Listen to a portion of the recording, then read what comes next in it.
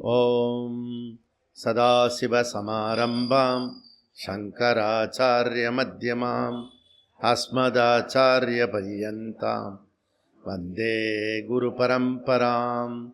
ஓம் நாராயணம் பத்மபுவம் வசிஷ்டம் சக்திம் ச தத்புத்திர பராசரம் ச வியாசம் சுகம் கௌடபதம் மகாந்தம் கோவிந்த யோகேந்திர மதாஸ்ய சிஷ்யம் ஸ்ரீசங்கராச்சார்ய மதாஸ்ய பத்ம பாதம் ச ஹஸ்தாமலகம் ச சிஷ்யம் தம் தோட்டகம் வார்த்திககாரமன்யான் அஸ்மன் குருன் சந்ததமானதோஸ்மி.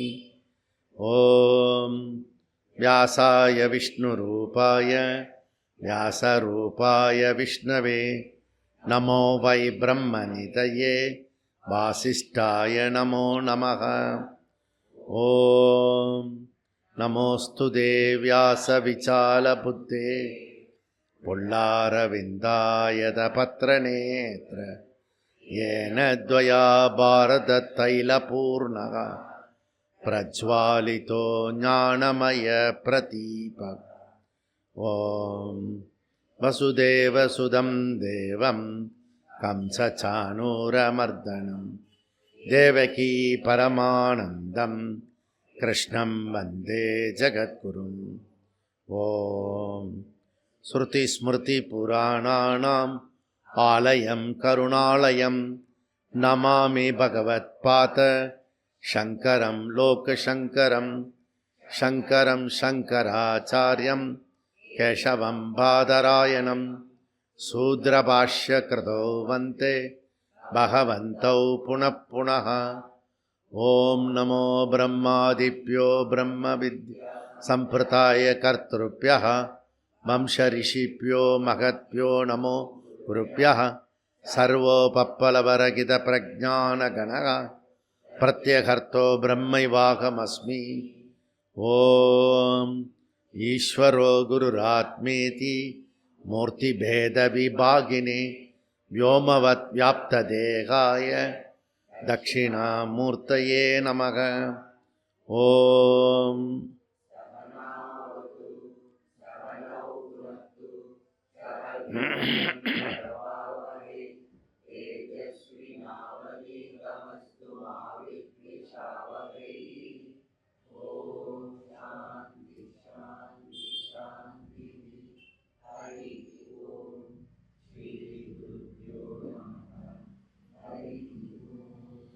ஓம் சன்னோ மித்ரः சம்வருணः சன்னோ பவத்வர்யமா சன்ன இந்திரோ பிரகஸ்பதிः சன்னோ விஷ்ணுருருக்ரமः.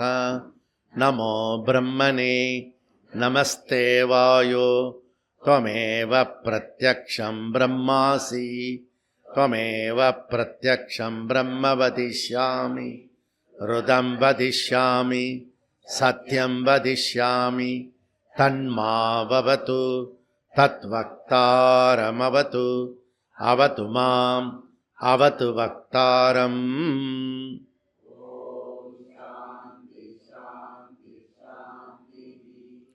ஓம் சகனா பவது சகனௌ புனக்து சக வீர்யங்கரவாவகை தேஜஸ்வினாவதீதமஸ்து வித்விஷாவகை.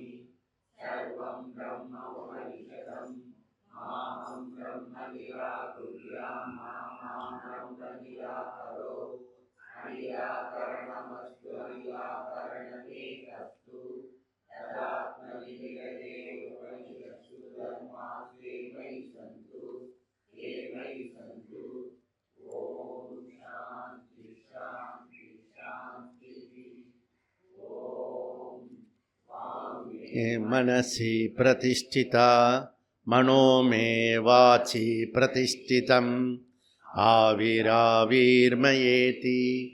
वेदस्य महानीस्तः श्रुतं मे मा प्रकाशी अनेनातीतेनाहो रात्रान् सन्दतामि हृदं वदिष्यामि सत्यं वदिष्यामि तन्मावतु तत्वक्तारमवतु अवतु माम् अवतु वक्तारमवतु वक्तारम्.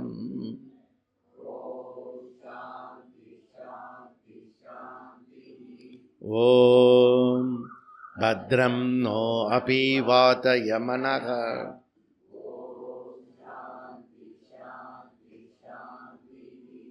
ॐ भद्रं कर्णेभिः शृणुयाम देवा भद्रं पश्येमाशभिर्यजत्राः स्थिरैरङ्गैः तुष्टुपुंसस्तनूभिः व्यशेम देवहितैयतायुः स्वस्ति न इन्द्रो वृद्धस्रवाः स्वस्ति न पूषा विश्ववेदाः स्वस्ति नस्तार्क्ष्यो अरिष्टनेमिः स्वस्ति नो बृहस्पतिर्दधातु.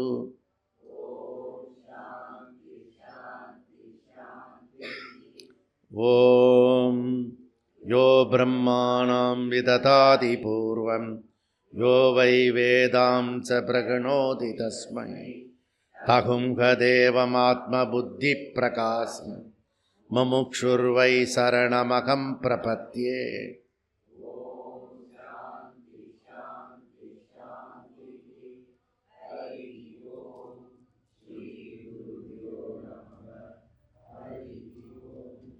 பக்கம் 137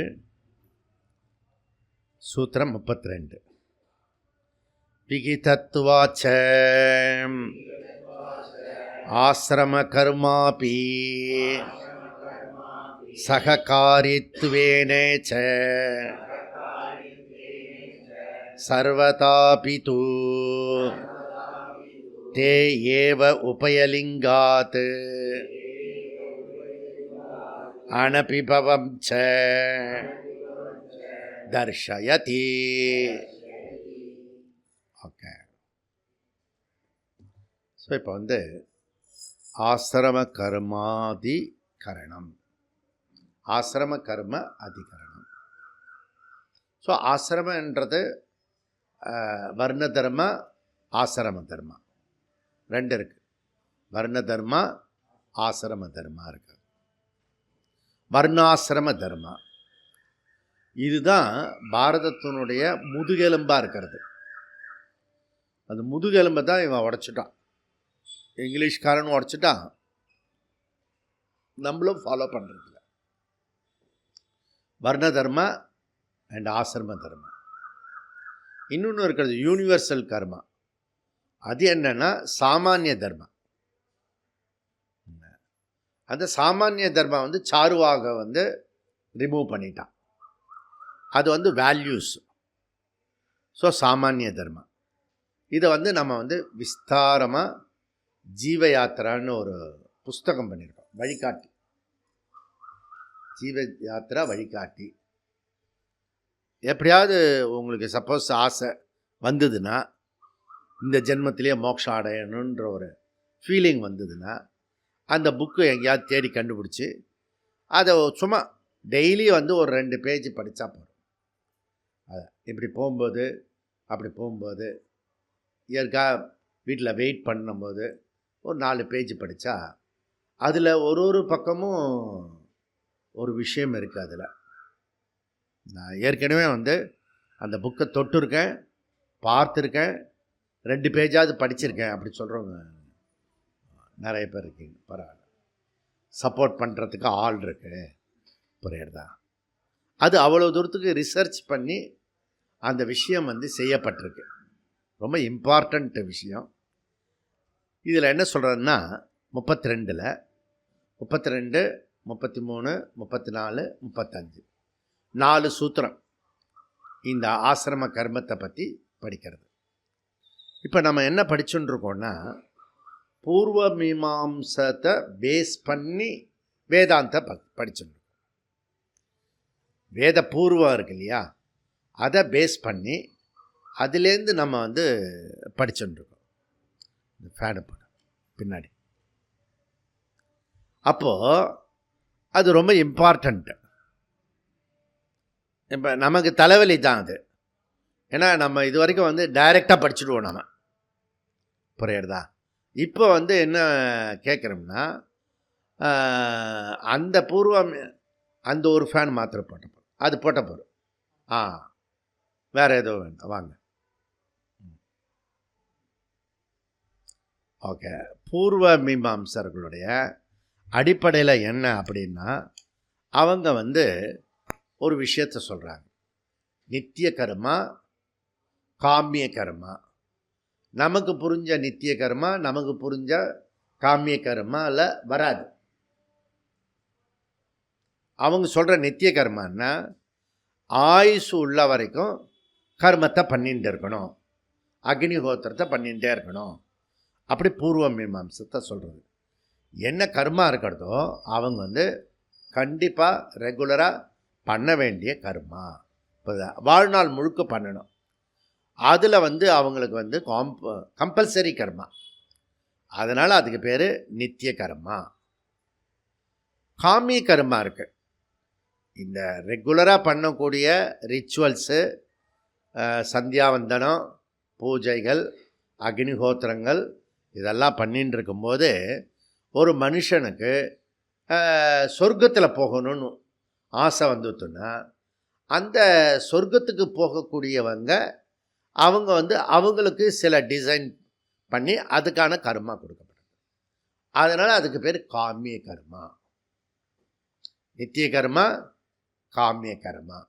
இப்போ ஒரு ஐடியா, ஏன்னா இதை கன்ஃபியூஸ் ஆகாமல் இதில் புரிஞ்சுக்கணும். இப்போ புத்திர காமஸ்டி யாகம் இருக்குன்னு வச்சுங்க. அது புத்திரன் வேணும். புரியுதா? அநேகமாக இங்கே எல்லோரும் கம்ப்ளீட் பண்ணிட்டீங்கன்னு நினைக்கிறேன். என்ன புத்திர காமஸ்டி யாகம் யாராவது இன்னும் பண்ணணும் ஐடியா இங்கே யாருக்கு இருக்கா? இங்கே யாருக்கும் இல்லை. கண்டிப்பாக குச்சேலனுக்கு கிடையாது. இப்போ அவனுக்கு ஏற்கனவே சஃபிஷியண்ட்டாக இருக்கிறது. அவனுக்கு இந்த காமிய கர்மா தேவையில்லை. காமிய கர்மா சொல்லும் போதே அதில் என்ன ஒளிஞ்சிருக்குன்னா, செய்யலாம், செய்யாமல் இருக்கலாம்.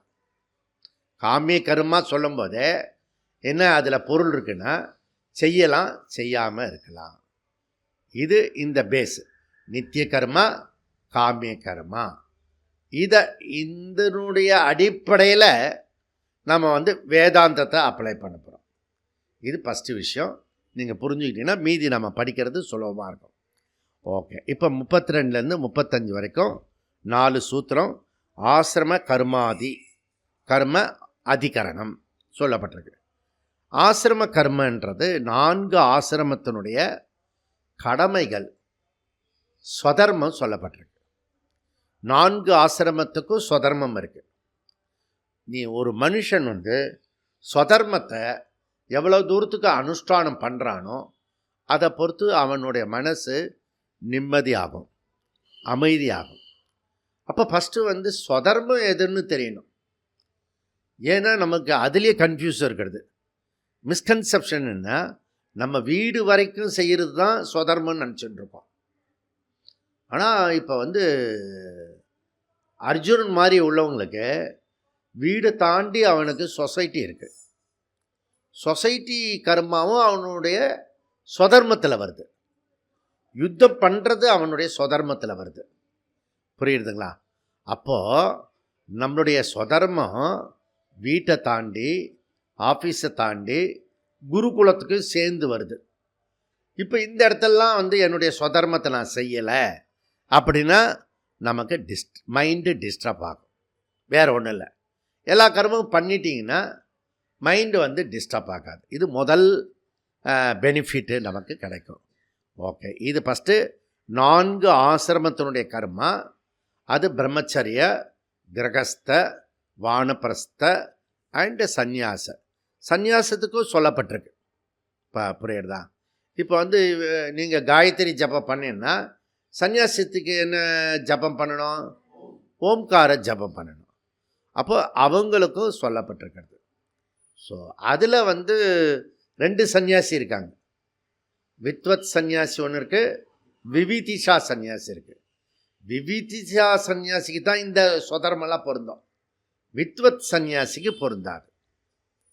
அப்போ இது எல்லாமே மிஸ்கன்செப்ஷன் இருக்கிறதுக்கு வாய்ப்பு இருக்குது. எல்லாரையும் ஒரே ஸ்கேலில் பார்க்க முடியாது. நம்மளுடைய ஹிந்து சனாதன தர்மத்தில் இருக்கிற பிரச்சனை என்ன அப்படின்னா, வெளியில் இருக்கவங்களுக்கு வெளியிலேருந்து பார்த்தா ஒரே கன்ஃபியூஸாக இருக்கும். ஒன்றை செய்ய சொல்கிறான், ஒன்றை செய்ய வேண்டான்றான், ஒரு நேரத்தில் செய்ய சொல்கிறான், இன்னொரு நேரத்தில் செய்ய வேண்டான்றான். இதெல்லாம் கன்ஃபியூஸ் இருக்குது. அந்தந்த இடத்துல இருக்கிற ஸ்வதர்மம் அனுஷ்டானத்தை பொறுத்து இருக்கிறது. இப்போ ஸ்வதர்ம அனுஷ்டானம் ரொம்ப ரொம்ப முக்கியம். இந்த 32வது சூத்திரத்தில் ஸ்வதர்ம அனுஷ்டானம் பண்ணலைன்னா அவனுக்கு கரெக்டாக வந்து அவன் பண்ணிட்டான் அப்படின்னா பாப வர்ஜனம், நரக நிவர்த்திகி, சொர்க்க பிராப்திகி. ஒருத்தன் வந்து ப்ராப்பராக அந்த ஆசிரம தர்மத்தை பண்ணிட்டான்னா, அவனுடைய கிரகஸ்த தர்மத்தில் அவனுடைய தர்மத்தெல்லாம் பண்ணிட்டான்னா அவனுக்கு என்ன போகிறது அப்படின்னா பாபம் போகிறது, நரக நிவர்த்தி, சொர்க்க பிராப்தி. ஓகே, முதல்ல வந்து இந்த கர்மா, ஆசிரம கர்மாவை இந்த ஸ்வதர்மம் சொல்கிறோம் இல்லையா, இந்த ஸ்வதர்ம கர்மாவுக்கு பல பேர் இருக்குது. அது ஒரு பேர் வந்து நித்திய நைமித்திக கர்மா. நித்திய நைமித்திக கர்மா எதுக்கு? ஸ்வதர்மத்துக்கு உள்ள இன்னொரு பேர் என்னென்னா விகித கர்மா. அப்போது நித்திய நைமித்திக கர்மானி, விகித கர்மானி, அதுக்கப்புறம் ஸ்வதர்ம கர்மானி, எல்லாமே சினானிமிஸ். இது அடுத்த பாயிண்ட். இப்போ ஆசிரம கர்மானி, விகித கர்மானி, நித்திய நைமித்திக கர்மானி சினானிமிஸ்.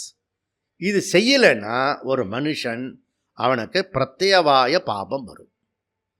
ஓகே, இப்போ வந்து சந்தியாவந்தனம் பண்ணணுமா பண்ணக்கூடாதானா?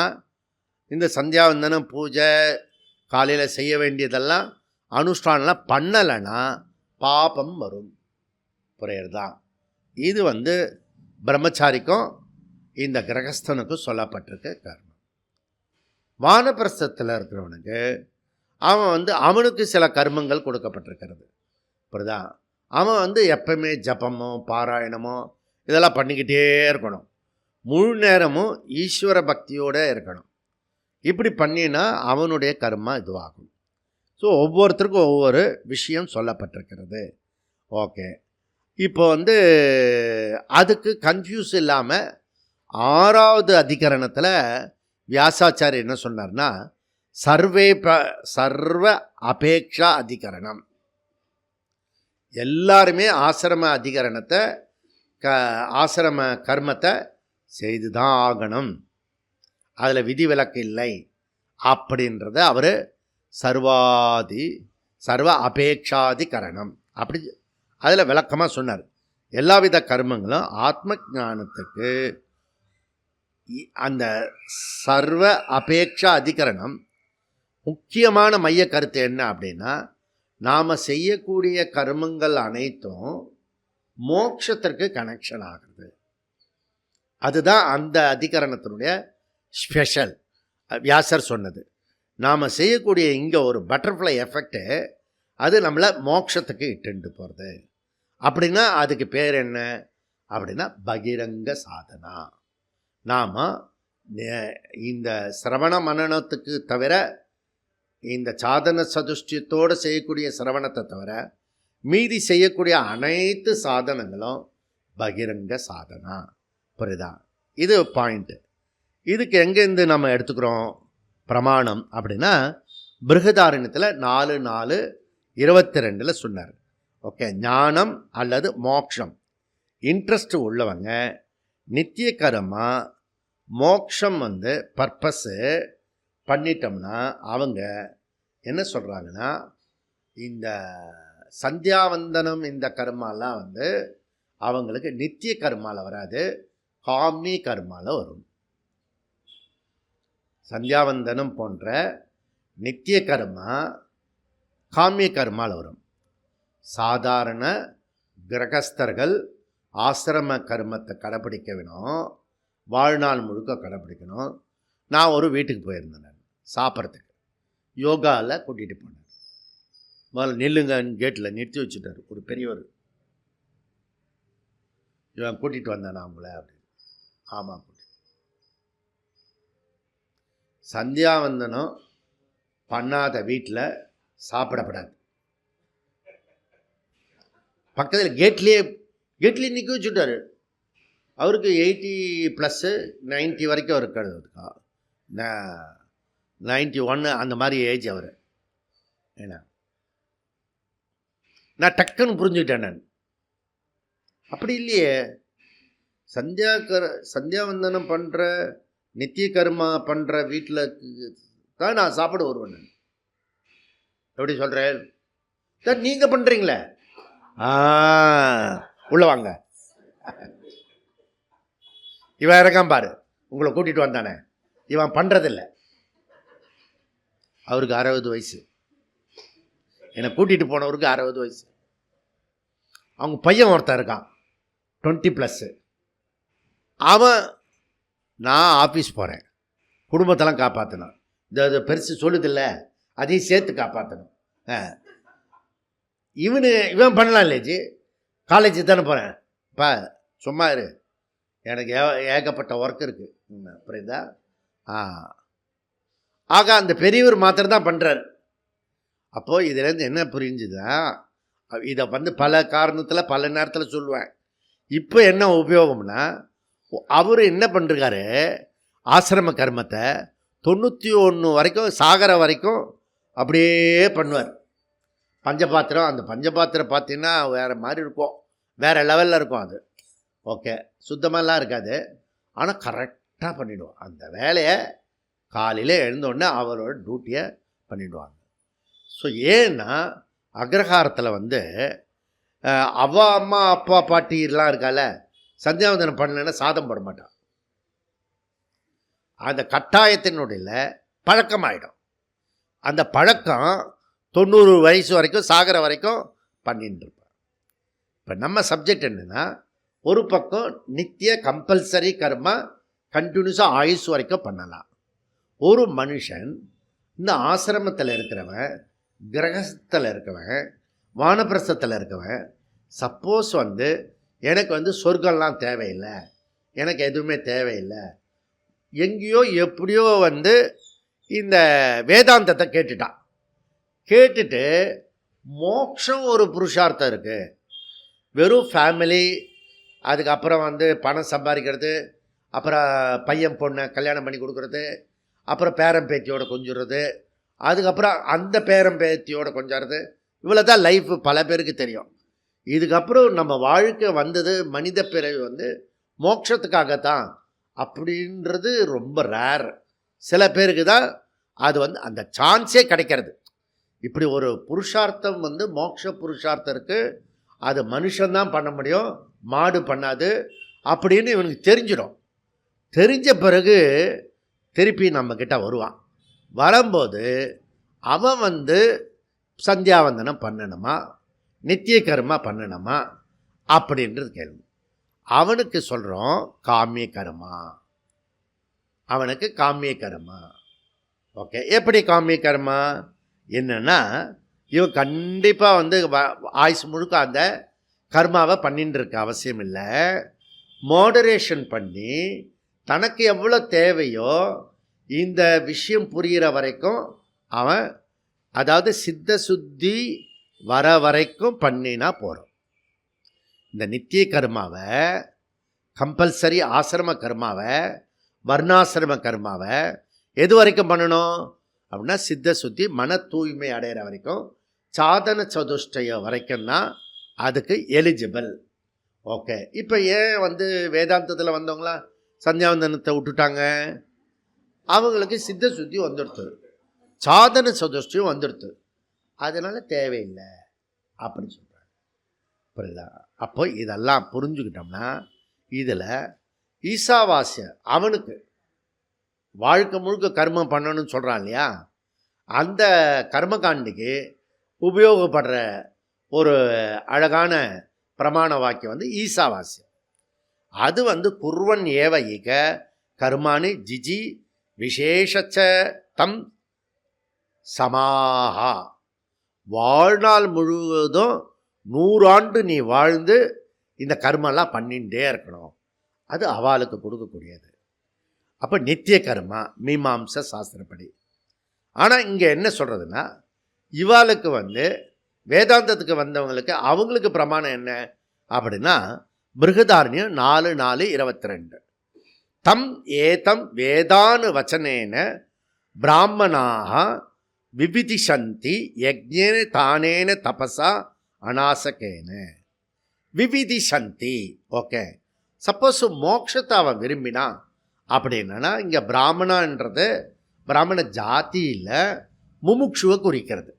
அந்த முமுட்சு விவிதிஷந்தி மோட்சத்தை விரும்புகிறவனாக இருந்தால் அவன் பண்ணக்கூடிய கர்மா காமிய கர்மா.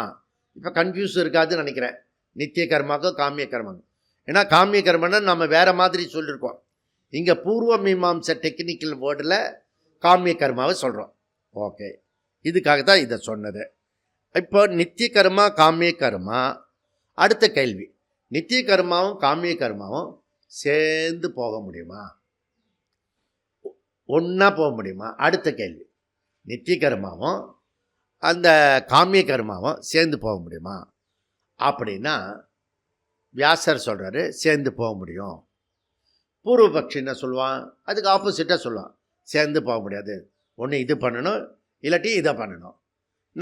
நமக்கும் பூர்வபக்ஷம் அப்போ ஏன் பூர்வபக்ஷம் சொல்கிறேன்னா, நம்ம மைண்ட்லேயே நிறைய பூர்வபக்ஷம் இருக்குது, மிஸ்கன்செப்ஷன் இருக்குது. அதெல்லாம் கிளியர் பண்ணுறதுக்கு தான் பிரம்மசூத்திரம் நமக்கு ஹெல்ப் பண்ணுறது. இப்போ அல்ப ஜீவா இருக்கான், அப்புறம் அவன் அல்ப ஜீவா. ஈஸ்வரா எப்படிப்பட்டவர்? சர்வஜன், எல்லாம் அறிந்தவர். இவங்க 2 பேரையும் நம்ம ஒன்றா சொல்கிறோம். எந்த விதத்தில் சொல்கிறோம்? ஆத்மா விஷயத்தில் இந்த அல்ப ஜீவாவும் சர்வஜ ஈஸ்வரனும் ஒன்று அப்படின்ட்டு சொல்கிறோம். புரியுதா? அந்த மாதிரி சொல்ல முடியும். ஈசாவாசிய நித்திய கர்மா, பிருகதாரண்ய ஆசிரம கர்மா, காமிய கர்மா, இதை நான் எதை கடைப்பிடிக்கிறது, எதை உற்றுறது, எதை கடைப்பிடிக்கிறது? ஆசிரம கர்மாணி, ரெண்டுமே ஆசிரம கர்மாணி, ரெண்டுமே வர்ணாசிரமத்தில் இருக்கக்கூடிய கர்மா. நித்திய கர்மாவா காமிய கர்மாவா? அப்படி இந்த 8வது அதிகரணத்தினுடைய சாராம்சத்தை இது வரைக்கும் பார்த்தோம். அதிகரணத்தினுடைய டோட்டல் விஷயம் என்ன இருக்குது அப்படின்றத இப்போ பார்த்தோம். புரியுதா? இப்போ அப்புறம் நம்ம சூத்திரத்துக்குள்ளே போகணும். இப்போ இந்த சந்தியாவந்தனம், பூஜா, பாராயணம், சந்தியாவந்தனம் இதெல்லாம் ஆசிரம கர்மா, வைதிக கர்மா, நம்ம நாட்டுக்கே உரித்தான ஒரு கர்மா. இந்த கர்மாலாம் இந்த உபன்யாசகர் மிரட்டுவார். அதுவும் இப்போ இல்லாமல் போயிடுது, அதெல்லாம் சொல்கிற ஆள்லாம் காணோம். புரியுதா? முன்னாடிலாம் ரொம்ப மிரட்டுவாங்க, நீ பண்ணலை உனக்கு நரகம் வரும், பாப்பம் வரும், அப்படிலாம் சொல்லுவாங்க. அது சிரத்தையும் இருந்தது அப்போ. புரியுதா? கடைப்பிடிச்சாங்க, ஓ நம்ம செய்யணும் கண்டிப்பாக. அப்போது அந்த இடத்துல அவனுக்கு பாபம் வரும்னு சொல்கிறதுக்காக, பிரத்யவாய தோஷம் வரக்கூடாதுன்றதுக்காக அவன் ஆசிரம கர்மத்தை பண்ணுவான். இப்போ வேதாந்தத்துக்கு வந்தவன் வகுப்பு கேட்டு ஒரு 20-30 வருஷமாக கேட்டும் கூட அவனுக்கு ஒரு விஷயம் புரியும். என்ன புரியும்னா, ஞானம் புரியாது. 20 வருஷமாக ட்ராவல் பண்ணால் கூட அவனுக்கு ஞானம் சித்திக்கலை. அப்போ அவன் குரு கிட்ட கேட்குறான், இவ்வளோ வருஷமாக வந்து வரலையே அப்படின்னா, அப்போ அவன் என்ன சொல்கிறான், சந்தியாவந்தனம் பண்ணு, பூஜை பண்ணு, பாராயணம் பண்ணு அப்படின்னு அந்த குருநாதர் வந்து அந்த சிஷ்யனுக்கு சொல்கிறார். ஓகே, இப்போ 2 பேருமே ப்ரமோட் பண்ணுறது என்ன, இந்த புராண கதை சொல்கிறவரும் ஆசிரமத்தை பண்ண சொல்கிறாரு, சந்தியாவந்தனம் பண்ண சொல்கிறாரு, ஜபம் பண்ண சொல்கிறாரு, பாராயணம் பண்ண சொல்கிறாரு. இந்த குரு இருக்கார்ல, அவரும் வந்து நல்லா பாராயணம் பண்ணு, அதுவும் இப்போ 100லேருந்து 1000 கொண்டு போயிட்டார் பகவத்கீதை பாராயணத்தை. புரியுறதா? இப்படி 2 பேருமே ஒரே விஷயத்த பண்ணுன்னு சொல்கிறாங்க. அப்போ நித்திய கர்மா முமுக்ஷு இல்லாதவன் பண்ணக்கூடிய, முமுக்ஷுவாக இல்லாதவன் பண்ணக்கூடியதுக்கு நரக நிவர்த்தி. முமுக்ஷு பண்ணுறவனுக்கு அவனுக்கு சித்த சுத்தியர்த்தம். 2 பேர் இருக்குது, 2 குரூப்பு. மோட்சத்தை பற்றி ஐடியா இல்லாமல் ஊரை சுற்றின்னு இருக்கிற ஒரு குரூப்புக்கு அவனுக்கு என்ன, நரக நிவர்த்தி, பாப வர்ஜனம், சொர்க்க பிராப்தி, அப்படி நல்ல லோகத்துக்கு போவான். இப்போ கிளாஸுக்கு வரக்கூடியவனுக்கு என்ன என்ன இதெல்லாம் ஏன் பண்ணணும், ஒரே விஷயந்தான், ஒரே ஆசிரமம், ஒரே சந்தியாவந்தனம் மாற்ற முடியாது. இப்போ வந்து அச்சுதாய நமக, அனந்தாய நமக, கோவிந்தாய நமக, நீ வந்து இதுக்கு வந்ததுனால வேதாந்தத்துக்கு வந்து கோபாலாய நமக, எக்ஸ்ட்ரா ஒன்று பண்ணுறது கிடையாது. ஒன்று புரியுதா? இது எம தர்ப்பணம் இருக்கிறது. நீ ஒரு ஸ்பெஷலாக எதுவும் பண்ணக்கூடாது, ஸ்டைலாலாம் பண்ணக்கூடாது, எல்லாருமே ஒரே மாதிரி தான் பண்ணணும். ஆனால் அப்போ என்ன வித்தியாசம், மோட்டிவேஷன் வித்தியாசம். அவனுக்கு மோட்டிவேஷன் வேறு, இவனுக்கு மோட்டிவேஷன் வேறு. இப்போ மோட்சம் பண்ணினவனுக்கு பொருந்தும், எனக்கு மோட்சம் வேண்டான்னு தெரியாதவனுக்கும் இல்லை வேண்டான்னு முடிவு பண்ணவனுக்கும் ஒரே கர்மா தான். ஓகே, ஆனால் நோக்கம் வந்து வேறையாக இருக்கிறது. தேர்ஃபோர் ஏகஸ்மின் கர்மாணி நித்தியத்துவம் காமியத்துவம் ச கான்டெஸ்ட் பேதாத். கான்டெஸ்ட் டிஃப்ரெண்ட்டாக இருக்குது, அவனுடைய ஐடியாலஜிக்கல் டிஃப்ரெண்ட்டாக இருக்கிறத ஒழிய, ஆனால் எல்லாருமே ஒன்றா தான் பண்ணுவாங்க. அப்போ இதெல்லாம் பார்த்தது இந்த 8வது அத்தியாயத்தில் 8வது அதிகரணத்துக்கு இதெல்லாம் பேஸு. இதை வந்து அழகாக இருக்காது, இது ரொம்ப இம்பார்ட்டண்ட் அதிகரணம். இதில் என்ன ஒளிஞ்சிருக்குன்னா, கர்மயோகம் வந்து ஒளிஞ்சுருக்கு. கர்மயோகத்துக்கு ஹிண்ட்டு கொடுக்குற அதிகரணம் இந்த அதிகரணம், ஆசிரம கர்ம அதிகரணம், ரொம்ப இம்பார்ட்டண்ட். ஓகே, 32வது சூத்திரத்தில் விகிதத்துவாச்ச ஆசிரம கர்மா அபி. இப்படிதான் இந்த நித்திய ஸ்டேட்டஸை பற்றி சொல்கிறது 32ல், 33ல் வந்து காமிய ஸ்டேட்டஸை பற்றி சொல்லுவோம். இப்படிதான் 4 ஆசிரமமும் கடைசியில் கொண்டு போகக்கூடியது என்ன அப்படின்னா, மோக்ஷ புருஷார்த்து தான் இட்டுட்டு போகிறது. இதில் ரொம்ப கவனிக்க வேண்டியது என்ன அப்படின்னா, கிரகஸ்த ஆசிரமத்திலேருந்து வானப்பிரஸ்த ஆசிரமத்தை நிறைய பேர் விட்டுருக்கிறான். நிறைய பேர்னு எவ்வளோ, 90% மேலே வானப்பிரஸ்தத்துக்கே போகிறதில்ல. எப்போ கிரகஸ்த ஆசிரமத்துக்கு போனானோ போனவன் தான். புரியுதா? அங்கேருந்து அந்த நெட்டிலிருந்து, அந்த ஒரு கும்பல்லேருந்து இவனால் வெளியே வர முடியல. அதுவும் இப்போ இருக்கிற காலகட்டத்தில் என்ன ஆகிடுறதுன்னா, இன்னும் டிஃபிகல்ட் ஆகிடுறது அது. ஏன்னா இந்த பையனுக்கும் பொண்ணுக்கும் 30-40 தான் கல்யாணம் ஆகுறது. 20+ கல்யாணம் பண்ணுறத இருந்தால் அதுக்குள்ளே ஒரு பேரம் பேத்தியெல்லாம் விட்டுட்டு வெளியில் வந்துடலாம். இவனுக்கு சஷ்டியப்த பூர்த்தி அப்போ வெளியில் வந்துடலாம். ஆனால் இப்போ என்ன ஆகிடுறது, அங்கே டேஞ்சரஸ் ஆகிறது, கல்யாணத்தை தள்ளி போடுறான். புரியுதா? இனிமேல் கல்யாணத்தை தள்ளி போட்டால் அவனுக்கு ஓட்டு கிடையாதுன்னு சொல்லிடணும். அப்படி சொன்னால் தான் ஏதாவது நடக்கும். அவனுடைய ஆதார் கார்டு எல்லாத்தையும் பிடுங்கிடணும். ஆதார் கார்டு இருக்கு இல்லையா, அதை பிடுங்கிடணும். நீ இந்த 20லேருந்து 24க்குள்ளே கல்யாணம் பண்ணிட்டீங்கன்னா ஆதார் கார்டு கொடுக்கப்படும். இல்லைன்னா ட்ரம்ப் சொல்கிற மாதிரி வெளியேற்றப்படும், நாடு கடத்தப்படும். இப்படி சொன்னால் தான் இவன் பண்ணிப்பான் போல இருக்கு. புரியுதா? இது ஒரு ட்ரெண்ட் இப்போ வந்து உருவாயின்னு இருக்கு எல்லாம். அப்புறம் பார்த்துக்கலாம் மம்மி, அப்புறம் பார்த்துக்கலாம் மம்மி, அப்புறம் அப்புறம் எப்போ வருது. இந்த பொண்ணும் அப்படி தான் பண்ணுறது, பையனும் இப்படி தான் பண்ணுறான். அப்போது நம்முடைய இந்த ஆசிரம சிஸ்டம் இருக்கு இல்லையா, இந்த சிஸ்டத்தில் கோளாறாக இருக்குது. நம்ம என்ன பண்ணுறோன்னா, அந்த தலைமுறைக்கும் போக முடியாமல் இந்த புதிய தலைமுறைக்கும் போக முடியாமல் நடுவில் மாட்டின்னு முழிக்கிறோம். முன்னாடிலாம் வந்து 16 அந்த லட்சணமா பொருத்தம், 16 பொருத்தம் பார்த்து ஏதோ 8 பொருத்தம் வந்தால் கூட பொருன்னு சொல்லிட்டு பண்ணிவிடுவாங்க. இப்போ எந்த பொருத்தம் இருந்தாலும் பையனும் பொண்ணும் பொருத்தம் பார்க்கணும்.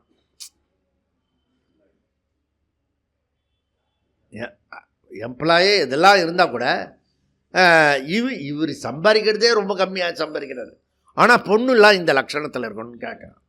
இவன் பலார்னு ஒரு அறையை ஒன்று போல இருக்குது. புரியுதா? ஓகே. அந்த பக்கம் கேட்டீங்கன்னா அந்த இது பையன் கதை.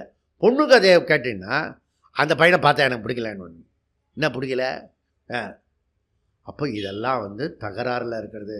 எங்கே தகராறில் இருக்குது?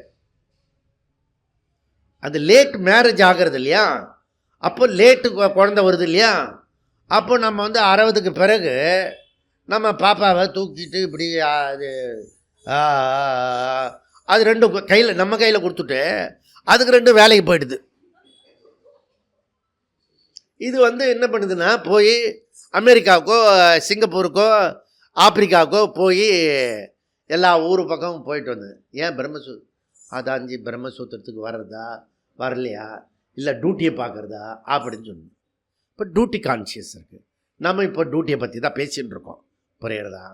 இப்போ என்ன, இந்த காலத்துக்கு தகுந்தாப்பில் நீ எப்போ வேணால் கல்யாணம் பண்ணிக்கடா, எனக்கு ஒன்றும் பிரச்சனை இல்லை, நான் என்னுடைய வயசுக்கு தகுந்தாப்பில் நான் ஆசிரம தர்மத்தை கடைப்பிடிக்கிறேன் அப்படின்னு சொன்னால் தான் கொஞ்சம் பேராவது மோட்சத்துக்கு வரத்துக்கு வாய்ப்பு இருக்கிறது. நித்திய கர்மாவிலேருந்து காமிய கர்மாவுக்கு வரத்துக்கு வாய்ப்பு இருக்குது. இல்லைன்னா இப்போ நான் எடுத்துன்னு இருக்கேன் இல்லையா, எப்படியோ எடுத்துன்னு இருக்கேன். என்ன, எனக்கு அடுத்து வரக்கூடிய டீச்சர்ஸ் எல்லாம் ரொம்ப சுத்தம் ஆன்லைனில் தான் நடக்க முடியும். புரியுதா? அதுவும் ஆன்லைனில் உட்காந்து கேட்கும், படுத்துன்னு கேட்கும். புரியுதா? அது எப்படியோ ஒரு மாதிரி கேட்கும். புரியுதா? மோட்சம் வர்றதே கஷ்டம். புரியுதா? ஏற்கனவே அது சிரத்தை இல்லாமல், சிரத்தை தான் நம்ம இது சொல்லிருக்கேன், பைசா, அது வந்து கரன்சி, அது. புரியுதா? இது சிரத்தை இல்லாமல் கேட்கும். சிரத்தை இல்லாமல் கேட்டேன்னா ஒன்றுமே நடக்காது. ஓகே. அப்போ மானிட பிறவி வீணாயிடும். இது மொத்த ரிசல்ட் இது. அப்போது இதுலேருந்து முமுக்ஷு அவனுடைய கர்மத்தை பண்ணும்போது சாதன சதுஷ்டிய சம்பத்தி கிடைக்கிறது, சாதன சதுஷ்டியம் வந்துடுது.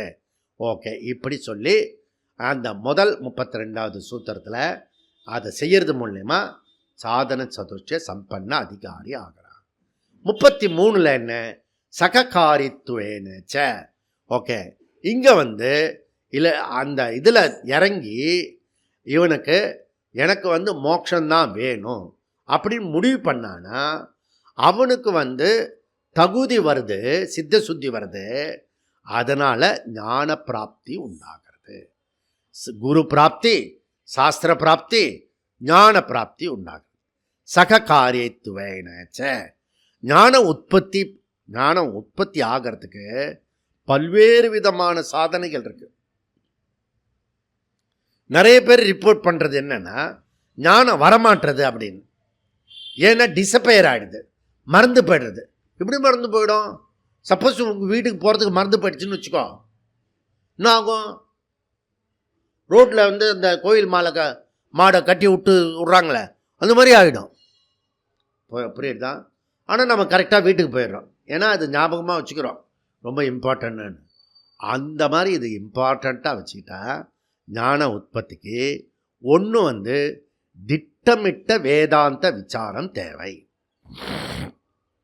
சிஸ்டமேட்டிக் வேதாந்த டீச்சிங் வேணும். அதுக்கு நம்ம வகுத்து கொடுத்துருக்கிறது ஆத்ம விசாரம். ஓகே.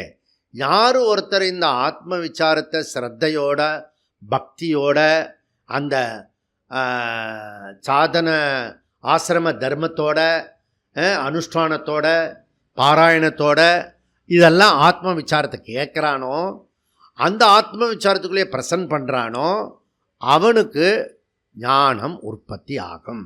Okay, number 1. நம்பர் 2 வந்து அந்தரங்க சககாரி சாதனம். ஓகே, அதில் வந்து கீதா பாராயணம் பண்ணணும். அது என்ன பண்ணுறது? நமக்கு சாதன சதுஷ்டயத்தை தகுதியை கொடுக்கறதுக்கு அது யோகியத்தை கொடுக்கறது. அப்போ பகவத்கீதா பாராயணன்றது சும்மா விஷயம் இல்லை, அது நமக்கு யோகியத்தையை கொடுக்கறது. அது புரியுதா? அது வந்து நமக்கு ரொம்ப இம்பார்ட்டண்ட்டாக நம்ம வகுத்து கொடுத்துருக்கோம். 3வது லோயஸ்ட்டு என்ன? லோயஸ்ட்டு என்னன்னா கர்மயோகம். ஓகே, கர்மத்தில் ஈடுபட்டிருக்கோம்னா கர்மயோகமாக பண்ணணும். ஓகே, அந்த கர்மயோகம் பண்ணும்போது அவர் என்ன சொல்கிறாரு விவேகானந்த சுவாமி, முதல்ல வந்து என்னுடைய ஈஸ்வரனுக்கு என்னுடைய சின்ன நான் இருக்கு இல்லையா, ஸ்மால் ஐ, அந்த ஸ்மால் ஐயை வந்து எனது இல்லைப்பா இதான் அப்படி சொல்லிட்டு ஆகுதி ஆப்ளிகேஷன் பண்ணு. ஹோமத்தில் நெய் சொரிகிற மாதிரி நான் என்ன பண்ணோம், பகவானுக்கு என்னோட அகங்காரன்றத நெய்யை சொரியணும். இது நம்பர் 1. நம்பர் 2 என்ன அப்படின்னா, நான் வந்து தேடி கண்டுபிடிக்கிற செல்வம், அந்த செல்வமெல்லாம் வந்து ஒரே செல்வம் பகவான் மாத்திரம்தான் செல்வம், மீதி செல்வம்லாம் தங்காது. அப்போ பகவானுக்காகத்தான் எல்லா செல்வமும் அப்படி நெய்ய ஆப்ளிகேஷன் பண்ணணும். 3வது என்ன, எனக்குன்னு யார் இருக்கா அன்பு காட்டுறதுக்கு, எனக்குன்னு பேசுகிறதுக்கு யார் இருக்கா, அப்படி ஒரு ஏக்கம் வரும். வயசு கூட கூட எனக்குன்னு இருக்கிறது ஒருத்தர் தான் இருக்கார், அவர் வந்து பகவான். அதில் பகவானுக்காக நெய் சுரியணும். அப்படி விவேகானந்தர் சுவாமி சொல்கிறார், அகங்காரத்தை அந்த ஆகுதியில் போடணும், ஈஸ்வர ஆகுதியில் போடணும். அதுக்கப்புறம் செல்வத்தை ஈஸ்வர ஆகுதியில் போடணும். அப்புறம் உறவை ஈஸ்வர ஆகுதியில் போடணும். அப்படி பண்ணிட்டா நீ வரத கடைசி காலத்தில் நல்லா இருப்பேன். புரியுதா? இதெல்லாம் வரத்துக்காக வர்ணாசிரம தர்மத்தை ப்ரமோட் பண்ணுறது எல்லாமே சாதனைக்குள்ளர வந்து சேர்ந்துடும். இதுக்கு பேர் சககாரித்துவேனேச்ச. ஓகே, இது சன்னா இதெல்லாம் சேர்த்துக்கணும். முன்னாடி சொன்ன நித்திய அந்த காமிய கர்மாவோட நீ நித்திய கர்மா அந்த பெரியவர் மாதிரி 90 வயசு வரைக்கும் பண்ண போகிறியா, அல்லது மோட்சம் வேணும்னு அதுலேருந்து எகிரி குச்சுவோ வரப்போறியா, அதை நீ முடிவு பண்ணின பிறகு இதெல்லாம் நீ கம்பல்சரியாக பண்ணணும். ஆத்ம விசாரத்தில் இருக்கணும், கீதா பாராயணம் இருக்கணும், வீட்டில் நீ வெளியில் செய்யக்கூடிய அனைத்து கர்மங்களையும் கர்ம யோகமாக பண்ணணும். ஓகே, அகங்காரத்தோடு பண்ணக்கூடாது. ஈஸ்வர குரு இதுவோட இன்வோக் பண்ணி செய்யணும். குரு பண்ணுற கர்மத்தையே இவன் தான் நான் தான் பண்ணுறேன்றான். புரியுதா? இவர் பண்ணி கொடுக்குற கர்மத்தையே நான் தான் பண்ணினேன் அப்படின்றான். நீ பண்ணுற கர்மத்தையே குருநாதர் பண்ணி கொடுத்தாரு அப்படின்னு சொல்லணும். அப்படியே பிளேட்டை மாற்றணும். புரியுதா? அப்போ என்ன ஆகிடும்னா அது கர்மயோகமாக கன்வெர்ட் ஆகும். புரியுதா? 34 என்ன, சர்வதா அபி தே ஏவ உபயலிங்காத். மீமாம்சா சாஸ்திரப்படி விதி மாறி போச்சுன்னா கர்மமும் மாறி போயிடும். ரூலு. புரியுதா? அப்போ விதி வந்து மாறிடுச்சுன்னா எப்படி ஆகும்? அப்போது இந்த மாதிரி ஒரு நித்திய கர்மா விதி இருக்குது, அப்புறம் நடுவில் காமிய விதி கர்மா இருக்கிறது. 2 விதி மாறினா சந்தியாவந்தனம் மாறி போயிடுமே. அப்படி மாறாது அப்படின்றத சொல்கிறாரு. சில பேர் வேதாந்தம் மட்டும் இந்த வேதாந்தத்துக்கு வந்த பிறகு நிறைய பேர் மாறிட்டாங்க. அசைவத்திலேருந்து உணவில், அசைவ உணவுலேருந்து சைவ உணவத்துக்கு நானே வந்து லிட்டரலாக பல நூற்றுக்கணக்கான பேரை மாற்றிருக்கேன். புரியுதா? அதுக்கப்புறம் பூஜையே பண்ண மாட்டான், பூஜை ரூமே கிடையாது. நான் அதனால் நீ கவனிச்சுன்னா யார் வீட்டுக்கு போனாலும் முதல்ல எங்கே போவேன்? பூஜை ரூம் போவேன். அங்கே கண்டுபிடிச்சிடுவேன் நான். புரியுதா?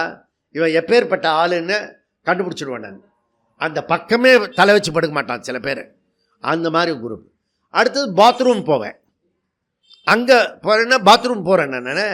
பக்கெட் இருக்கா, தண்ணி வருதா, சறுக்குதா, பாத்ரூமில் விழுந்து விழுந்து போயிடுறாங்களே, அதை தேய்க்கிறானா, அந்த இது இருக்குல்ல எல்லாமே தெரிஞ்சிடும். பாத்ரூம்குள்ளே போன சித்பானந்த சுவாமிஜி இருக்கார், அவர் ஃபஸ்ட்டு பாத்ரூமுக்கு தான் போவார். புரியுதா? ஏன்னா அதை க்ளீன் பண்ணிட்டானா அவன் டிசிப்ளின் பர்சன். ஒருத்தன் வந்து பூஜை ரூமை எப்படி வச்சுக்கிறானோ அது போல் பாத்ரூம் வச்சுக்கணும். புரியுதா? ஆனால் பூஜை ரூமே தகராறில் இருக்குது. புரியுதா? ஒரு பெரிய ஆள் வீட்டுக்கு போனேன், எடுக்க கருப்பு நம்ம தான் அப்படியே புயல் மாதிரி போயின்னு இருக்குமே அன்னிலேருந்து டவுனில் அது கற்பூரத்தில் பெல்லாட்டி அப்படின்னு சார். ஆனால் சவுண்டு வரல, உள்ள நாக்கு இருக்குல்ல லேதுண்டி அப்படின்னா ஒரு பெல் அடிச்சு எவ்வளோ நாள் ஆகுறது பாருங்க. சாமி கும்பிட்றதில்ல, எப்போ பார்த்தாலும் பணத்தை பார்க்கறது, உறவை பார்க்கறது, குழந்தைய பார்க்கறது, அது அது அங்கேயான்னு கத்துறதா அது அப்படியே முடிஞ்சது லைஃப். புரியுதா? எந்த ஊரில் வந்து பிறந்த எல்லாமே விட்டுட்டேன். அப்போ ஞானத்துக்கு வந்தவன் சந்தியாவந்தனை செய்யணுமா? ஆமாம் செய்யணும். ஞான நான் வந்து ஞானம் வந்துட்டு சுவாமி, அப்போ சந்தியாவந்தனம் பண்ணணும். ஆமாம் பண்ணணும், ஞான நிஷ்டைக்காக பண்ணு சாமி. ஞான நிஷ்டை அடைஞ்சுட்டேன், நான் ஜீவன் முக்தன், அப்போது சந்தியாவந்தனம் பண்ணணுமா? ஆமாம் பண்ணணும். இது நான் ஜீவன் முக்தன் ஆகிட்டேனே, ஞானி ஆகிட்டேன், நிஷ்டன் ஆகிட்டேன், எல்லாமே ஆகிட்டேனே. அப்போ இதெல்லாம் நிறைய பேர் வேதாந்தத்துக்கு வரமாட்டான், வந்த உடனே 10 நாளில் ஞானி ஆகிடுவான். இது வரைக்கும் எதெல்லாம் கடைப்பிடிச்சானோ எல்லாத்தையும் முதல்ல அதை விட்டுருவான். டெத்தானாலும் சாமி கும்பிட்றத விட்டுடுறான், வேதாந்துக்கு வரும்போதும் சாமி விட்டுறான். முதல்ல பலி ஆகிறது ஈஸ்வரா தான். புரியுறதா? இதே ஒன்று ஞான நிஷ்டன் அடைஞ்சோம், ஜீவன் முக்தன், சந்தியாவந்தனம், பூஜை, புனஸ்காரம், பாராயணம் பண்ணணுமா? பண்ணணும். நான் தான் ஜீவன் முக்தன் ஆகிட்டேன். நீ எதுக்கு பண்ணணும்? நீ சொசைட்டியில் இருக்கிற வரைக்கும் பண்ணி ஆகணும். லோக சங்கிரகா. நீ ஞான நிஷ்டையை அடைஞ்சிட்டேன்னு வச்சுக்கோ, நீ லோக சங்கிரகா பண்ணு. அப்படி பண்ண உனக்கு விருப்பம் இல்லை, அப்படி தேவையும் இல்லை, விருப்பமும் இல்லை அப்படின்னா என்ன பண்ணோம்? ஏகாந்த வாசத்துக்கு போயிடும். நிறையா ஊரில் ஆசிரமம் கட்டி விட்ருக்கான். புரியுதா? அங்கே போய் மாப் போட்டுண்டு உன்னை ஏதாவது வேலை பண்ணணும், சும்மா வச்சுக்க மாட்டான். புரியுதா? அங்கே போயிட்டு நீ ஏகாந்தமாக இருக்கு. என்கிட்ட நீங்கள் பர்சனலாக வந்து கேட்டிங்கன்னா நான் ஒரு 10 இடம் சொல்கிறேன். நான் ஏதாவது ஒரு இடத்துல போய் ஸ்டே பண்ணிக்கலாம், ஒன்றுமே பிரச்சனை கிடையாது. ஓகே, இன்றைக்கி கூட நமக்கு இது இருக்குது, ஏற்பாடு இருக்குது. புரியுதா? ஆனால் சும்மா போய் சாதனை பண்ணுறேன் சொட்டு தின்னுட்டு சும்மா வந்து இப்படி கண்ண மூடின்னு இருக்கும். சம்திங் பண்ணணும். புரியுதா? இப்போ ரமண மகரிஷி அப்படியா இருந்தார், ரோட்டில் கூட அப்படியே தான் இருக்கான். அவனும் ரமணரும் ஒன்றா ஆகிடுவோமா? ரெண்டும் வேறு. புரியுதா? அதனால் அப்படி பண்ணு. 34 சர்வதா அப்பி தே ஏவ உபயலிங்காத். அப்போ சர்வதா அப்பி அப்படின்னா எப்படி ஆனாலும், எந்த விதத்தில் ஆனாலும் எல்லாருமே ஆசிரம தர்மத்தை கண்டிப்பாக கடைப்பிடிச்சாகணும். வர்ணாசிரம விவஸ்தா ரொம்ப ரொம்ப முக்கியமானது அப்படின்னு நான் ரொம்ப வருஷமாக சொல்லிகிட்டு இருக்கிறது பிரமாணம் இங்கே இருக்கிறது. சர்வதா அப்பி முமுட்சுவானாலும் மோட்ச இச்சா இல்லாதவனும் வர்ணாசிரம தர்மத்தை கண்டிப்பாக கடைபிடிக்கணும். சர்வதா அப்பி பாரதத்தில் பிறந்ததுக்காகவே முஸ்லீம் கிறிஸ்தவர்கள் கூட வர்ணாசிரமத்தில் சேரணும். புரியுதா? இப்போ வந்து அரஞ்சய விரும்பு அப்படி சொல்கிறோம். 6வது சினம். இது வந்து எல்லா ஜாதிக்காரங்களுக்கும், எல்லா கட்சிக்காரங்களுக்கும், எல்லா மதக்காரங்களுக்கும் எல்லாருக்குமே பொருந்துமே. இந்த சனாதன தர்மம் இருக்க, இந்துன்றது முதல்ல மதம் கிடையாது. ஹிந்துன்றது தேசிய சொல். புரியுதா? அதில் சைவம், வைணவம், கிறிஸ்தவ, இஸ்லாம் இதெல்லாம் மதங்கள். புரியுதா? ஹிந்துன்றது தேசிய. இதை புரிய வைக்கிறதுக்கு 100 வருஷம் ஆகும்னு வச்சுக்கோங்க. நமக்கு புரியறதுக்கு கஷ்டம். அதனால் இதெல்லாம் வந்து தப்பாக பண்ணிட்டாங்க.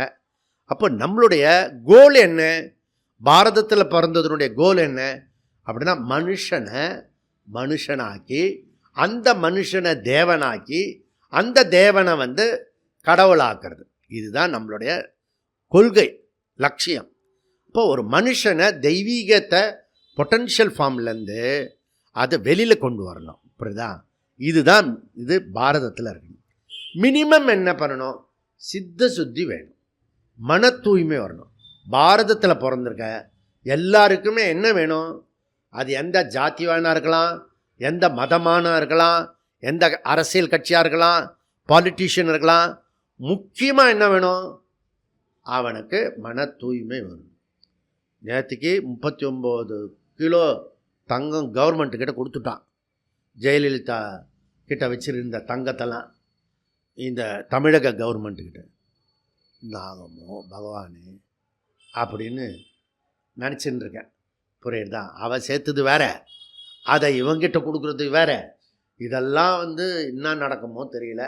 இது பகவானுக்கு தான் வெளிச்சம். அது நம்மது இல்லை. சித்த சுத்தி இருந்துச்சுன்னா எங்கேயுமே எதுவுமே பிரச்சனை கிடையாது. எவனுக்கும் சித்த சுத்தி ரொம்ப ப்ராப்ளமாக இருக்குது. மன தூய்மை தான் ப்ராப்ளமாக இருக்குது. நம்மளுடைய ஒழுக்கம் இருக்க அது உயிரை விட மேலானது. உயிர் வேணுமா ஒழுக்கம் வேணுமான்னு கேட்கத்தா வள்ளுவர்கிட்ட உயிரை விட ஒழுக்கம்தான் முக்கியன்றார் அவர். அதனால் ஒழுக்கம் இம்பார்ட்டண்ட். தே ஏவ ஆசிரம தர்மாகா. தர்மம் என்ற சொல்ல ஆங்கிலத்தில் கிடையாது. தர்மம் அப்படின்றது இருக்குல்ல, ரொம்ப இம்பார்ட்டன்ட். தர்மன்றது அதனால தான் நம்மளால் புரிஞ்சுக்க முடியல. ஏன்னா ஆங்கில வழி கல்வி நம்ம கற்றுக்குறோம். தர்மா எஸ் தர்மா தர்மேந்திரா தான் தெரியுமா ஒழிய தர்மாவே தெரியாது. தர்மா ஆழமான சொல், பக்தி ஆழமான சொல், பூஜை ஆழமான சொல், பஜனை ஆழமான சொல். இதுகெல்லாம் வெளிநாட்டுக்கார மாதிரியே நம்மளாம் ஆகிட்டா இப்போ. அதனால் சனாதன தர்மன்றது எல்லாரும் புரியாமல் கதறான். ஓகே, சனாதன தர்மம் சொல்லும் போதே கதறான். ஏன்னா தெரியவே இல்லை. தர்மப்படி வாழணும். ஒருத்தன் தர்மத்தில் வழுவக்கூடாது, இம்பார்ட்டண்ட். இதில் நீ பார்த்தீங்கன்னா அர்ஜுனனும் சொல்கிறான், துரியோதனனும் சொல்கிறான். எனக்கு எது தர்மம் எது அதர்மம் தெரியறது. ஆனால் 2 பேரும் கோரஸாக சேர்ந்து ஒரே பதில் சொல்கிறாங்க, அதர்மத்தில் தான் இன்ட்ரெஸ்ட் இருக்குது அப்படின்றாங்க. இவன் அர்ஜுனன் கிருஷ்ணனை பிடிச்சதுனால தப்பிச்சான், அவன் சகுனியை பிடிச்சதுனால சனி பிடிச்சது. புரியுதா? இது புரிஞ்சது. உபயலிங்காத். இந்த ஈரோட்டுக்காரர் என்ன பண்ணிட்டாருன்னா தமிழை சனின்ட்டார். அவர் தமிழ் பாஷை இருக்கு இல்லையா, அது சனிய அப்படின்ட்டார். புரியுதப்போ? அவரையே கொள்கை தலைவனாக வச்சுருந்தவன் அவன்லாம் என்ன, அவன்லாம் சனியன்தான். அப்போ இந்த தமிழ்நாட்டை என்ன பிடிச்சிருக்கிறது? சனி பிடிச்சிருக்கிறது. இப்போ எத்தனை காலம் இந்த சனி இப்போ விடுதலை ஆகக்கூடிய இப்போ ஒரு டைம் வந்துடுது. ஓகே, சனி ரொம்ப நாள் இருக்காது. எப்பேற்பட்டவனுக்கு சனி விடுதலை ஆகக்கூடிய ஒரு நல்ல நேரத்தில் வந்திருக்கு. இன்றைக்கி குருவார் வேறு. அதனால் உபயலிங்காத். உபயன்னா 2. ஓகே, என்ன 2?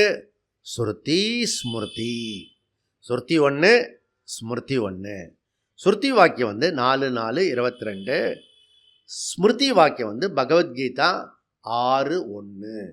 ஸ்மிருதி வாக்கியம் பகவான் கிருஷ்ணர் ரொம்ப அழகாக சொல்கிறார்.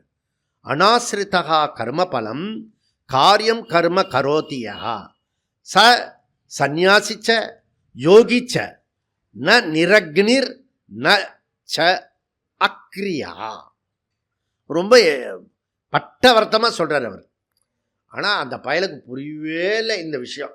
அர்ஜுனனுக்கு கடைசியாக கூட இந்த கேள்வியை கேட்குறான், சன்னியாசிக்கும் தியாகத்துக்கும் என்ன சம்பந்தம்னு. ஆனால் இவர் 6வது அத்தியாயத்திலே சொல்லிட்டாரு.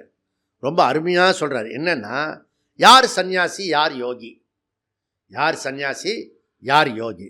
எவன் ஒருவன் கர்மத்தின் பலனை சார்ந்திராமல் அதை பார்க்காமல் செய்ய வேண்டிய கர்மத்தை மட்டுமே செய்கிறானோ அவனே சன்னியாசி, அவனே யோகி. நான் செய்யணும், இப்போ இந்த கர்மத்தை நான் செய்யணும், அவ்வளோதான். புரியுதா? எதிர்பார்க்கறதெல்லாம் கிடையாது. புரியுதா? அந்த மாதிரி செய்யக்கூடாது. வெறுமன அக்னி காரியங்களை மாத்திரம் துறப்பவன் சன்னியாசி கிடையாது.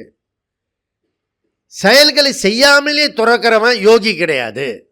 புரியுறதா? அப்போ செய்யாமல் இனாக்ஷன் ஃபெல்லோ இருக்கான்ல, அவன் யோகி கிடையாது.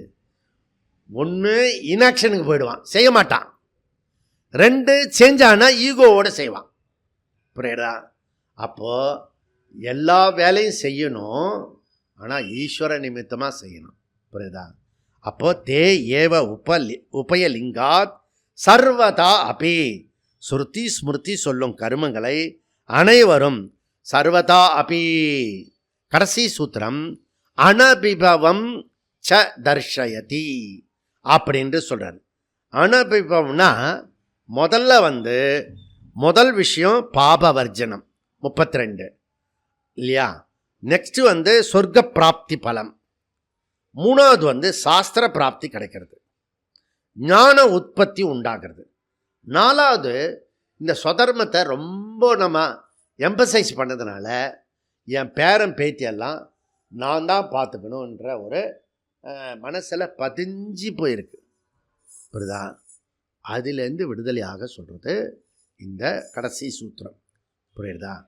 அப்போது இந்த விஷயத்தில் ஸ்வதர்ம அனுஷ்டானம், ஞானம் அடைந்த பிறகு கூட ஸ்வதர்ம அனுஷ்டானம் பண்ணணும். அபிப்பவ அப்படின்னா என்ன அர்த்தம்னா, டென்ஷனாக இருப்பான், எப்போ பார்த்தாலும் எப்பவுமே எரிச்சலாக இருப்பான், கோபத்தில் இருப்பான். ஏன் அப்படி இருக்கான்? அவன் கர்ம அனுஷ்டானம் பண்ணலை, ஸ்வதர்ம அனுஷ்டானம் பண்ணலை. இந்த ஸ்வதர்ம அனுஷ்டானம் பண்ணாதவனுக்கு கோபமும் எரிச்சலும் மற்றவங்களாம் பாம்பு பிளாஸ்ட் பண்ணுவான். புரியுதா? அப்போ இதுலேருந்து 2 விஷயம் புரியுது. ஒன்று, எது என்னுடைய ஸ்வதர்மம்னு தெரியல. 2, தெரிஞ்சதையும் பண்ணலை, தெரியாத ஸ்வதர்மத்தையும் பண்ணலை. முதல்ல எனக்கு எந்த வர்ணத்தில் இருக்கேன், எந்த ஆசிரமத்தில் இருக்கேன், அந்த தர்மத்தை கடைப்பிடிக்கிறேன் நான் பாரு. புரியுதா? எந்த ஆசிரமத்தில் இருக்க, எந்த வர்ணத்தில் இருக்க, அதை நீ அப்பப்போ புரிஞ்சுக்கணும். புரிஞ்சுட்டா தான் அதுக்கு தகுந்தா போல் ஆசிரம தர்மத்தை கடைப்பிடிக்க முடியும். நல்லா புரிஞ்சுக்கோங்க. நீ நினைக்கிற மாதிரி ஒரு ஆசிரம தர்மத்தை பண்ணிவிட்டு நீ கோபமே இல்லாமல் இருக்கலாம் அப்படின்னு நினச்சா வராது. புரியுதா? கோபம் பொத்துக்கிட்டு வருதுன்னா நீ உன்னுடைய அனுஷ்டானம் பண்ணலை. ஓகே, அப்போ புத்தியையும் ஞானத்தையும் இந்த எமோஷ்னல் மறைச்சிடும். யாருக்கு? இந்த அனுஷ்டானம் கடைப்பிடிக்காதவனுக்கு. அப்போது இது ரொம்ப ரொம்ப நான் படித்த வேதாந்தம் பலனை தராது, ஞான பலனை தராது. ஏன்? ஸ்வதர்ம அனுஷ்டானம் பண்ணாதனால. பகவான் சொல்கிறாரு, நாஸ்தி புத்தி அயுக்தஸ்ய நச்ச அயுக்தஸ்ய பாவனா நச்ச அபாவயதா சாந்திகி அசாந்தைய குதசுகம் அப்படின்றாரு. சமதமம் இல்லாதவனுக்கு நிச்சய புத்தி இருக்காது. ஒருத்தன் பகிரங்க சாதனை பண்ணி சமதமம் இல்லாதவனுக்கு நிச்சயம் இருக்காது புத்தியில். இதை செய்யணும் அந்த வில்லு இருக்காது. புரியுதா? உறுதியான புத்தி இல்லாதவனுக்கு பாவனா இருக்காது. பாவனை இல்லாதவனுக்கு அமைதி இருக்காது. அமைதி இல்லாதவனுக்கு சுகம் இருக்காது, நிம்மதி இருக்காது. பரிசா சொல்கிறேன். புரியுதா? யாரு? நான் சொல்கிறேன், பகவான் கிருஷ்ணர் சொல்கிறார். புரியுதா? உனக்கு நிம்மதி இல்லை மனசில் அப்படின்னா ட்ரேஸ் அவுட் பண்ணி அப்படியே முன்னாடி போனால் உனக்கு ஐடியா ஸ்வதர்ம அனுஷ்டானத்தை கடைப்பிடிச்சிருக்க மாட்டேன். பண்ணுறேன்னு நல்லா. எந்த ஸ்வதர்மம்? உன்னுடைய ஸ்வதர்மம் என்ன? உன்னுடைய ஆசிரமம் என்ன?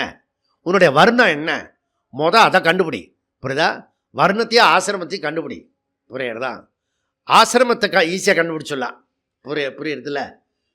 உனக்கு இவ்வளோ வயசு ஆயிடுச்சுன்னா, உன் குழந்தை பிறந்துட்டுன்னா நீ வானப்பிரஸ்தத்துக்கு வந்துட்டேன்னு. வானப்பிரஸ்த ஆசிரமத்தில் கிரகஸ்த ஆசிரமத்தை கடைப்பிடிச்சேன்னா உனக்கு பலன் வராது. என்ன பலன் வராது? ஞான பலன் கேட்டோம் சித்திக்காது. நீ ஸ்வதர்மத்தை அனுஷ்டானம் பண்ணின மாதிரி இருக்கும். பேர குழந்தையெல்லாம் பேர குழந்தையெல்லாம் இப்போ அதுதான் கடமை நல்லா பண்ணுறேன்னாச்சு, 80 வயசு வரைக்கும் ஆரோக்கிய பல்லாம் வாங்கி கொடுத்துட்டுருக்கேனே அப்படின்னு சொல்லுவேன். அது சாஸ்திரப்படி வராது, கணக்கில் வராது. அனபிபவம் ச தர்ஷயதி. தர்ஷயத்தினா சுருதி சொல்கிற வாக்கியம் அது ஞான நிஷ்டா பிராப்தி. அனபிபவம், அபிபவம், அபிபவம்னா எரிச்சல், ஓகே, கோபம், கண்ணு மண்ணு தெரியாமல் கோபம் வரும். யார்கிட்ட பேசுகிறோம், எவங்கிட்ட பேசுகிறோம், யார் முன்னாடி பேசுகிறோம், என்ன என்ன சொன்னா, எதை சொன்னா, பீமான்னா அப்படியே அர்ஜுனன் சொல்கிறான் பாரு. அந்த மகாபாரத்தில் பாஞ்சாலி சபத்தை போய் எடுத்து பாரு. கச்சாமச்சான்னு பேசுவான், எரிதழ கொண்டு வா, அந்த அவனுடைய கையை எரிச்சிருவான். யார? அவன் தர்மனை. அதில் தான் தாயக்கட்டை போட்டான், அப்படிதான் எரிச்சிடுவான் அப்படின்றான் பீமன். அதுவும் சபையில் தாயாதிலாம் இருக்கிற இடத்துல. அப்போ அர்ஜுனன் ரொம்ப காம சொல்கிறான் அப்படின்னு பாரதியார் கற்பனையில் அழகாக சொல்கிறார். அதெல்லாம் ரசிக்கிறீங்கன்னு உங்களுக்கு அந்த வயசெல்லாம் கடந்து போச்சு, இனிமேல் விட்டுருங்க. அனபிபவம், ஸ்வதர்மத்தை கடைப்பிடிப்பதனால எதுவுமே இவனை அட்டாக் பண்ணாதான். எந்த ஒரு விஷயமும் ஸ்வதர்ம அனுஷ்டானம் இருக்கிறதுனால இவன் அட்டாக் பண்ணாது. எப்பயுமே சாந்த புருஷனாக இருக்கான். 32 நரக நிவர்த்தி, பாப நிவர்த்தி பலம். அதுக்கப்புறம் சொர்க்க பிராப்தி. 33 என்ன சொன்னார்? ஞான பிராப்தி கிடைக்கும். 35 என்ன சொன்னார்? ஞான நிஷ்டா பிராப்தி உண்டாகும். What about 34? 34 எல்லாருமே இந்த கர்மத்தை அனுஷ்டானம் பண்ணணும். வர்ணாசிரம திட்டத்தில் எல்லாருமே இருக்கணும் அப்படின்றத சொல்கிறார். இந்த போர் சாந்தோக்கிய 8:5-3 ஒரு குழு கொடுக்கறது. சங்கரர் சொல்கிறாரு, ஏஷகி ஆத்மா ந நஷ்யதி எம் பிரம்மச்சரியேன அணுவிந்ததே. இதோட சொல்லி முடிப்போம். என்னன்னா, ஆத்ம ஞானம் ந நஷ்யதி. யாருக்கு ஆத்ம ஞானம் ந நஷ்யதி? அவனுக்கு நாசமாகாது. யார் ஒருத்தர் பிரம்மச்சரியத்தை, எல்லா ஆசிரமத்துக்காரங்களும் பிரம்மச்சரியத்தை கடைப்பிடிச்சா அவங்க பிரமாதமாக கொண்டு போக முடியும். இந்த பிரம்மச்சரியத்தை நாம் கடைப்பிடிக்கணும். இதுதான் ரொம்ப இம்பார்ட்டன்ட். ஞானத்துக்கு ஹேத்துவாக இருக்கும், ஞான நிஷ்டைக்கு ஹேத்துவாக இருக்கும். அதனால் நம்ம வாழ்க்கையை சிஸ்டமேட்டிக்காக கொண்டு போனால், ஆத்ம விசாரத்துக்கு நீங்கள் இந்த 700 கோடி பேரில் கொஞ்சம் பேர் தப்பிச்சு அதிகாலையில் வரீங்களே, நம்மலாம் ஞான நிஷ்டர்கள் தான். அப்படி சொல்லி நம்ம முடிப்போம். ஓம் பூர்ணமத பூர்ணமிதம் பூர்ணாத் பூர்ணமுதச்யதே பூர்ணஸ்ய பூர்ணமாத் பூர்ணமாவசிஷ்யதே. ஓம் சாந்தி சாந்தி சாந்தி. ஹரிஹி ஓம். ஸ்ரீ குருப்யோ நமஹ. ஹரிஹி ஓம்.